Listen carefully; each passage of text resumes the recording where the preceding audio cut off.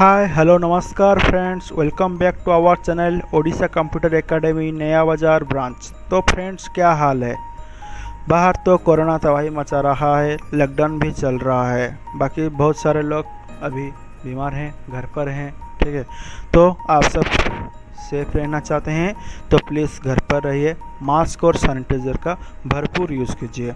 इसके साथ चलिए शुरू करते हैं आज के वीडियो कंप्यूटर फंडामेंटल पार्ट 3 में जनरेशन ऑफ कंप्यूटर का।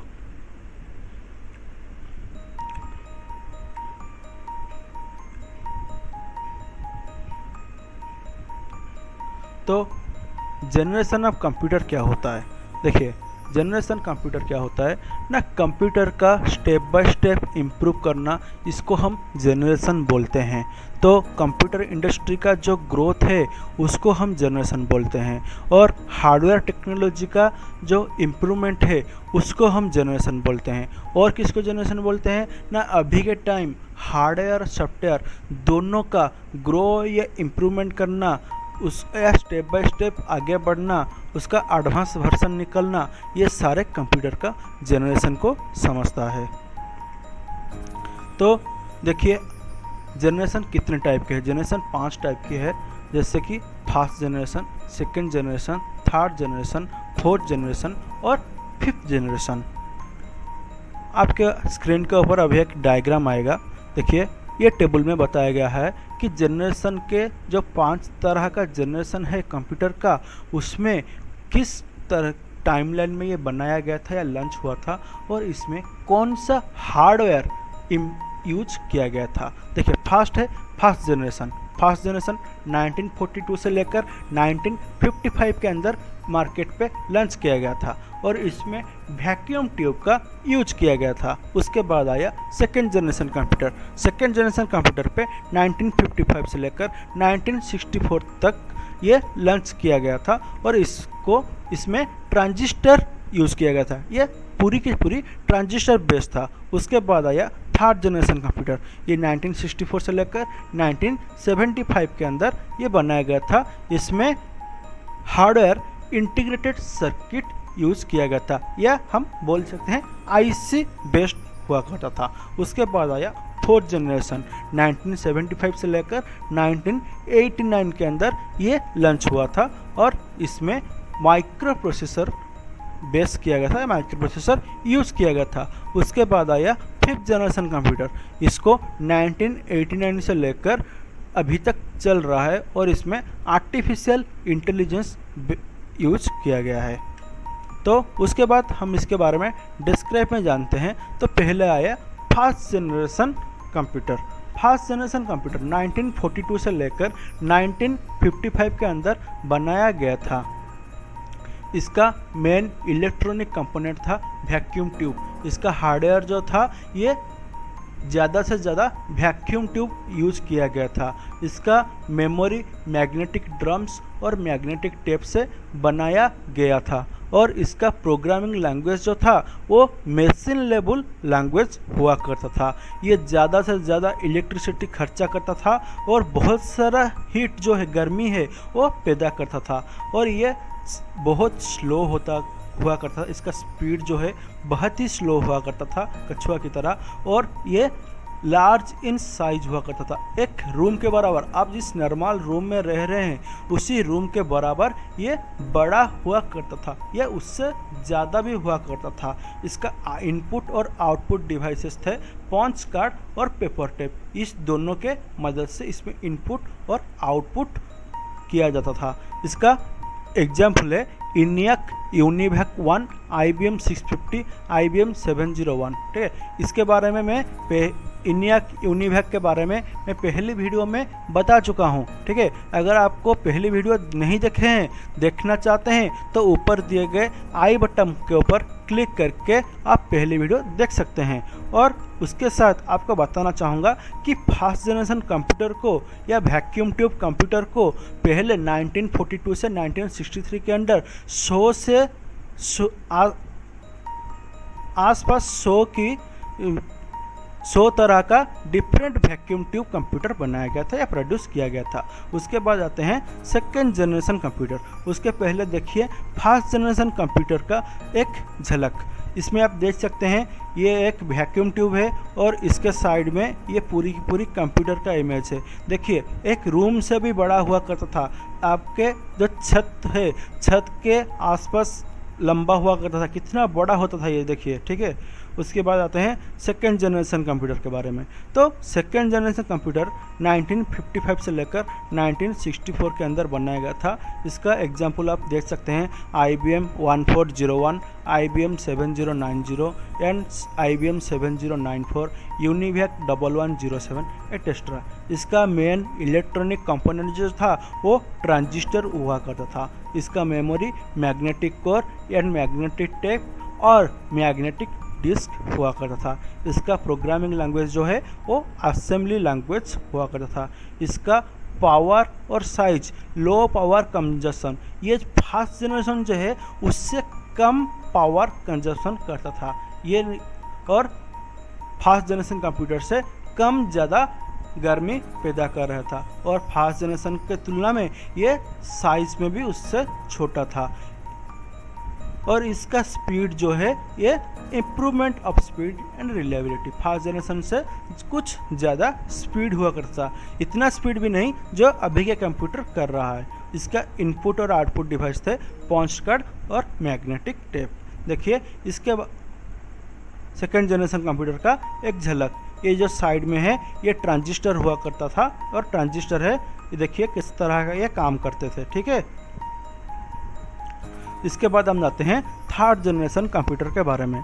ये साइज में छोटे होते थे, सस्ते होते थे और सेकेंड जनरेशन कंप्यूटर के तुलना में बहुत एफिशिएंट हुआ करता था और इसको हम मिनी कंप्यूटर भी बोल सकते हैं। इसका सेकेंड जनरेशन कंप्यूटर से इसका सब कुछ कम ही था। इसका स्पीड सेकेंड जनरेशन कंप्यूटर से थोड़ा ज़्यादा था। इसका रिलायबिलिटी सेकेंड जनरेशन कंप्यूटर पे थोड़ा ज़्यादा था। एफिशिएंट भी सेकेंड जनरेशन कंप्यूटर से ज़्यादा हुआ करता था। इसका इनपुट और output devices magnetic tape, keyboard, monitor, printer etcetera हुआ करता था। एग्जाम्पल इसका है IBM 360, IBM 370, PDP 11, यूनिवैक 1108 एटेस्ट्रा।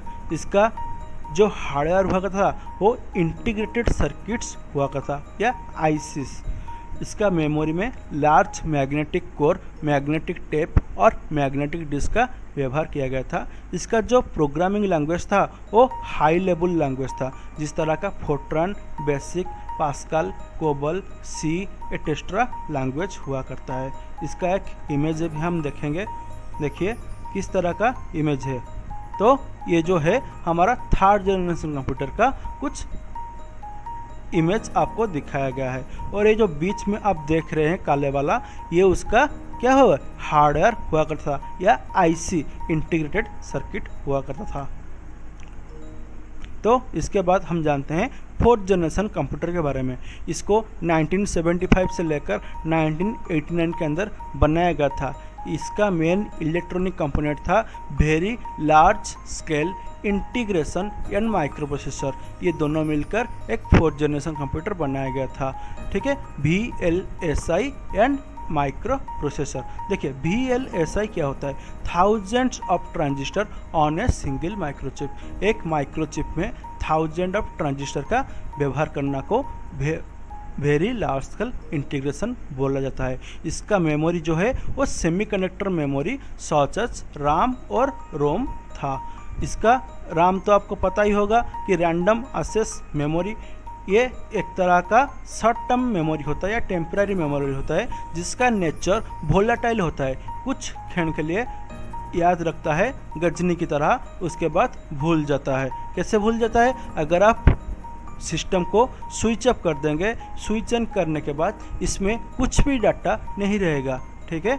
उसके बाद इसमें प्रोग्रामिंग लैंग्वेज था हाई लेवल लैंग्वेज, जैसे कि पाइथन, C#, जावा, जावास्क्रिप्ट, रस्ट, कोटलिन एटेस्ट्रा।